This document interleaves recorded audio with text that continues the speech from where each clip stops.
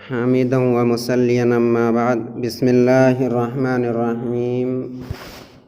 عن أبان بن عثمان قال سمعت عثمان رضي الله تعالى عنه قال سمعت النبي صلى الله عليه وسلم يقول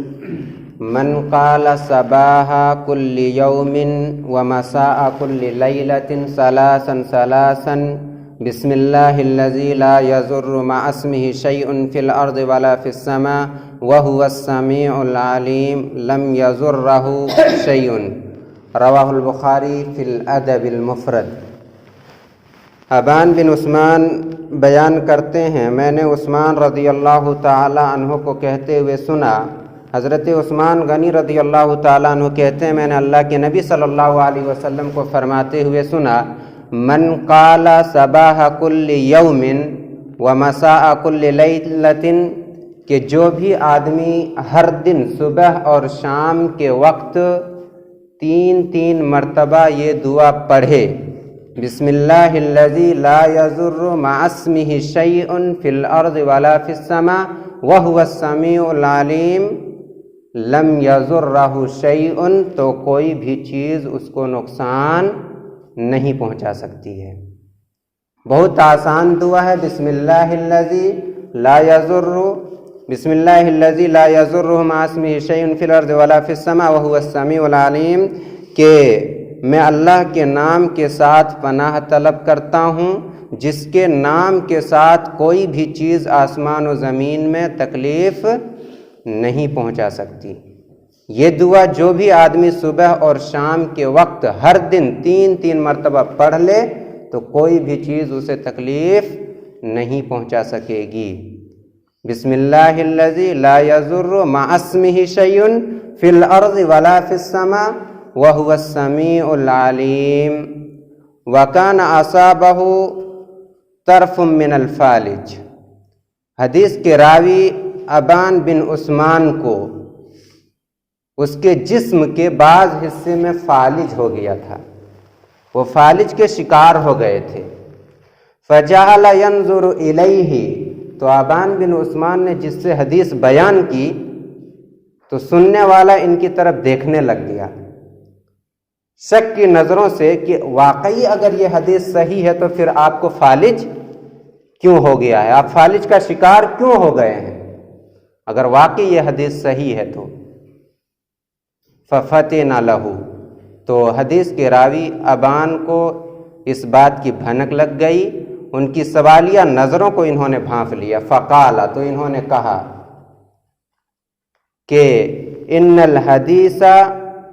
کہ حدیث ویسے ہی ہے، ان الحدیث کما حدثتک، کہ حدیث اللہ کے رسول صلی اللہ علیہ وسلم کی ویسے ہی ہے جیسے میں نے بیان کی، یعنی حدیث غلط نہیں، حدیث صحیح ہے، میں نے اپنی طرف سے یہ حدیث بیان نہیں کی ہے۔ وَلَكِنِّي لَمْ أَقُلْهُ ذَلِكَ الْيَوْمِ، جس دن مجھے فالج ہوا تھا اس دن میں یہ دعا پڑھنا بھول گیا تھا۔ اللہ کے رسول کی یہ حدیث صحیح ہے کہ کوئی چیز تکلیف نہیں پہنچائے گی جو شخص یہ دعا پڑھ لے، اور مجھے یہ تکلیف اس لیے پہنچی ہے کیونکہ اس دن میں یہ دعا پڑھنا بھول گیا تھا، جس وجہ سے مجھے فالج ہو گیا ہے، اور یہ اللہ رب العالمین کی تقدیر کو پورا کرنا ہے، یعنی میں اس وجہ سے بھول گیا تاکہ اللہ رب العالمین نے جو میری تقدیر میں لکھ رکھا ہے وہ چیز ثابت ہو جائے۔ جو بھی انسان یقین کے ساتھ یہ دعا پڑھے تو یقینی طور پر اسے کوئی چیز تکلیف نہیں پہنچا سکے گی۔ حضرت ابان بن عثمان کو جب فالج ہو گیا تو حدیث جس سے انہوں نے بیان کی، انہوں نے شک کی نظروں سے دیکھا تو انہوں نے کہا کہ غلطی میری ہی ہے، میں اس دن اس دعا کو پڑھنا ہی بھول گیا تھا۔ دعا کی قبولیت میں کوئی رکاوٹ بھی ہو سکتی ہے، مثلا انسان دل کی غفلت کے ساتھ دعا کرے، یوں ہی وہ زبانی طور پر صرف الفاظ ادا کر دے، دل کی غفلت کا آدمی شکار ہو اور دعا کرے تو دعا قبول نہیں ہوگی، یا پھر دعا کرنے والا حرام چیز کو استعمال کر رہا ہو، اس کا کھانا حرام ہو، اس کا پینا حرام ہو، وہ لباس جو پہنا ہوا ہے وہ حرام مال کا ہو، تو دعا رد کر دی جائے گی۔ صحیح مسلم میں حدیث ہے، حضرت ابو ہریرہ حدیث کے راوی ہیں، وہ بیان کرتے ہیں کہ میں نے اللہ کے رسول صلی اللہ علیہ وسلم کو فرماتے ہوئے سنا، ان اللہ طیب لا یقبل الا طیبا، کہ اللہ رب العالمین پاک ہے اور پاک ہی چیزوں کو قبول فرماتا ہے۔ ان اللہ امر المؤمنین بما امر به المرسلین، اللہ رب العالمین نے مومنوں کو اسی چیز کا حکم دیا ہے جن چیزوں کا حکم رسولوں کو دیا گیا تھا۔ فقال یا ایھا الرسل کلوا من الطیبات واعملوا صالحا، اللہ رب العالمین بیان فرماتا ہے کہ رسولو تم پاک چیزوں کو کھاؤ اور نیک عمل کرو۔ وقال تعالی، اور اللہ رب العالمین دوسری جگہ بیان فرماتا ہے یا ایھا الذین آمنوا کلوا من طیبات ما رزقناکم، کہ اے ایمان والو تم ان پاکیزہ چیزوں میں سے کھاؤ جو میں نے تمہیں دے رکھی ہے۔ ثم ذکر الرجل، پھر اللہ کے رسول صلی اللہ علیہ وسلم نے ایک ایسے آدمی کا تذکرہ فرمایا یطیل السفر، جو لمبے سفر میں ہوتا ہے، پھر وہ اپنے دونوں ہاتھوں کو آسمان کی طرف اٹھاتا ہے، یمد یدیہ الی السماء، اپنے دونوں ہاتھوں کو آسمان کی طرف بلند کرتا ہے اور کہتا ہے یا رب کہ اے رب میری دعا کو قبول کر لے۔ ومطعمہ حرام، حالانکہ اس کا کھانا حرام مال کا ہے۔ ومشربہ حرام، اس کا پینا حرام مال کا ہے۔ وملبسہ حرام، اور اس کا لباس بھی حرام مال کا ہے۔ وغذی بالحرام، اور اس کی پرورش بھی حرام طریقے سے ہوئی ہے، حرام مال کے ذریعے سے ہوئی ہے۔ فأنا یستجاب لذلک، تو اس کی دعا کیسے قبول کی جائے گی؟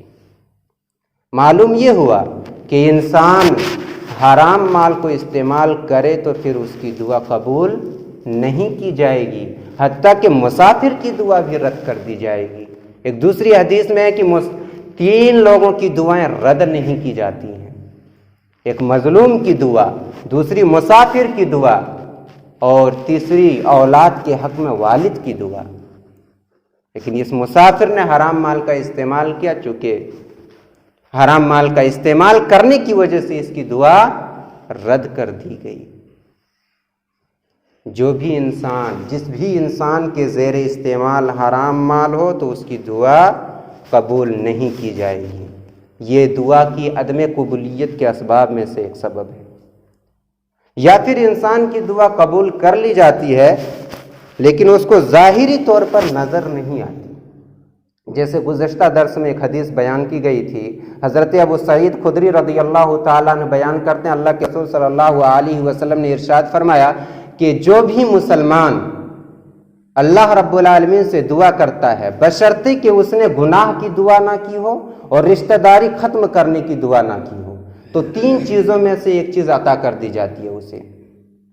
یا تو دعا قبول کر لی جاتی ہے جس کو انسان سمجھ سکتا ہے، یا پھر اس دعا کو اللہ رب العالمین نیکیوں کی صورت میں ذخیرہ آخرت بنا دیتا ہے جو انسان سمجھ نہیں پاتا،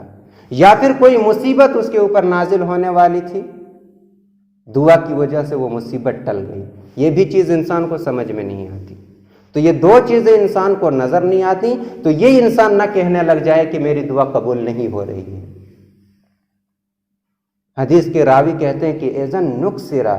اللہ کے رسول تب تو ہم کثرت سے دعا کریں گے۔